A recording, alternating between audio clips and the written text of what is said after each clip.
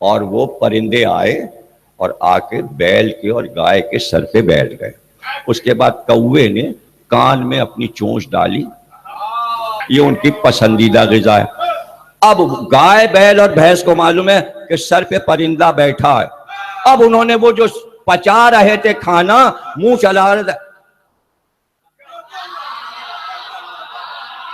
یہ کیا کیا, ایسا کیوں کیا؟ پوچھئے بیل سے اور گائے سے, جا کے انٹرویو لیجئے, وہ کہے گا اگر میں سر ہلاؤں گا تو یہ ڈر کے اڑ جائے گا تو کان کون صاف کرے گا؟ اس لیے یہ بیٹھیں, اب ہم ایسے بیٹھیں. بیل کہہ رہا ہم ایسے بیٹھیں, یہ کان صاف کر لے پھر میں منہ ہلاؤں تاکہ پورا کام ہو جائے. تو ساکت ہو جاتا ہے جانور جب پرندہ آ کے سر پہ بیٹھتا ہے. اب اس سے زیادہ بڑی مثال اللہ کیا دے کہ تم بیل تھے, بھینس تھے, جانور تھے, جنگ خندق میں مسلمانوں, اسے مبالغہ کہتے ہیں. پروردگار عالم جو کچھ کہتا ہے وہ حقیقت کہتا ہے. اگر بیلوں کی مثال دیا ہے, اگر جانوروں کی مثال مسلمانوں کو دے دی, حقیقت ہے, سچ بولا. قرآن سچی کتاب ہے.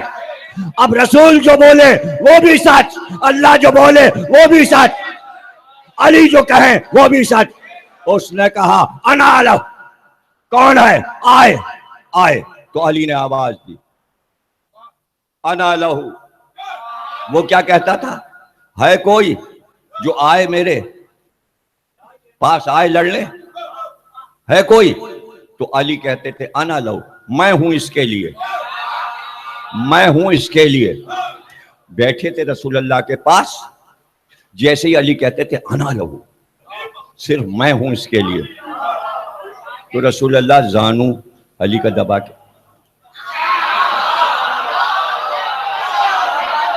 پھر آواز دی رسول اللہ نے علی کو چپ کرا کے, ہے کوئی جو اس کے مقابل جائے؟ اس نے پھر للکارا, آؤ بھائی آؤ, کون ہے جو میرے مقابل آئے؟ پھر سناٹا. سروں پہ پرندے بیٹھے, سروں پہ پرندے بیٹھے تھے. علی نے کہا انا لہ, میں اس کے لیے ہوں. رسول اللہ نے کہا, پھر آواز دی کون جائے گا اس کے مقابل؟ تیسری بار پھر اس نے آواز دی, تیسری بار بھی علی نے آواز دی میں اس کے لیے ہوں. جب تیسری بار علی نے کہا تو رسول اللہ نے کہا اٹھو,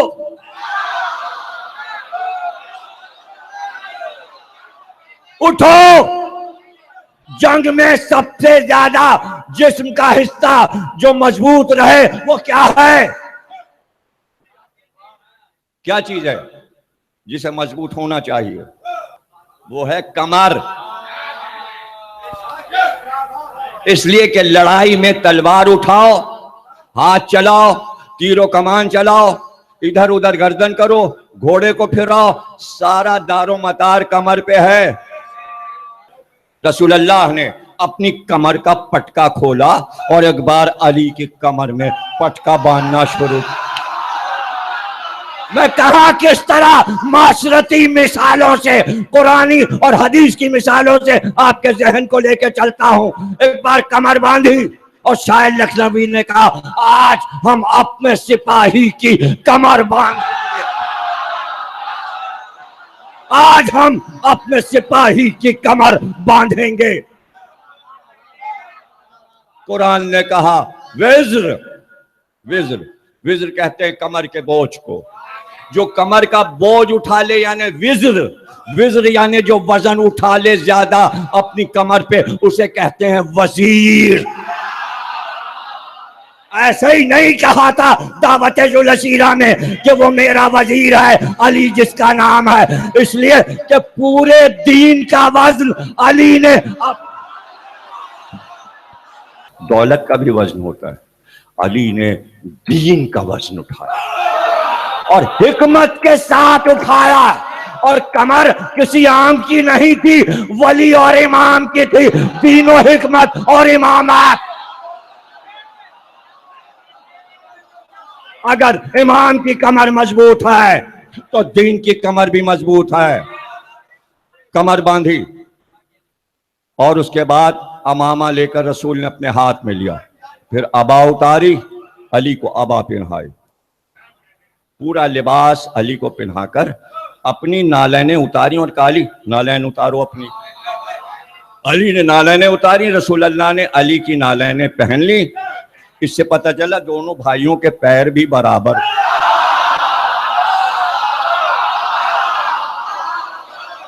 اور سر بھی برابر تھے، اس لیے کہ رسول کا امامہ علی کے سر پہ آ جاتا تھا۔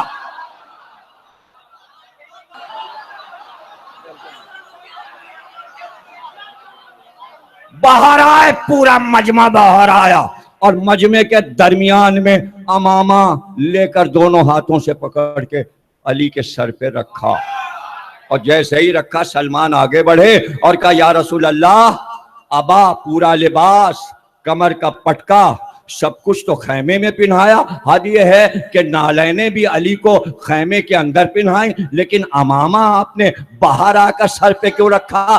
کہ کافر بھی دیکھ لیں، منافق بھی دیکھ لیں، مسلمان بھی دیکھ لیں کہ میں نے اپنا خلیفہ علی کو بلا۔ اب اس پہ جھگڑا نہیں ہوگا۔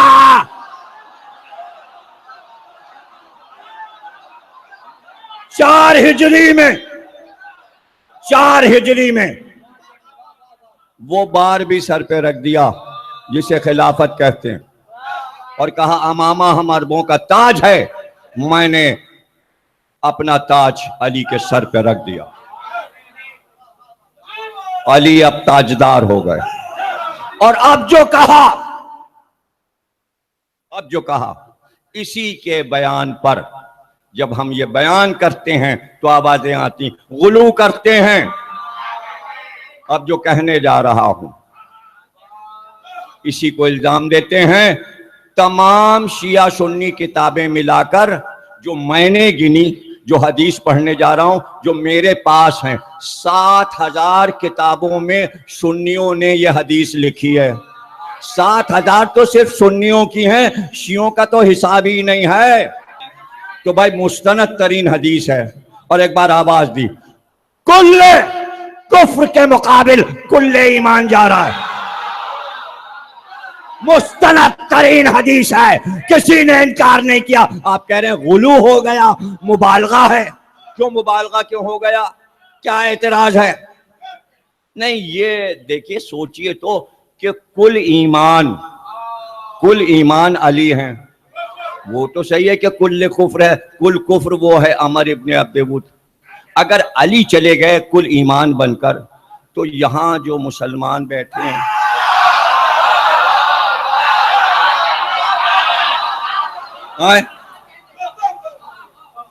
تو کل تو ایمان چلا گیا میدان میں، یہاں کیا رہا؟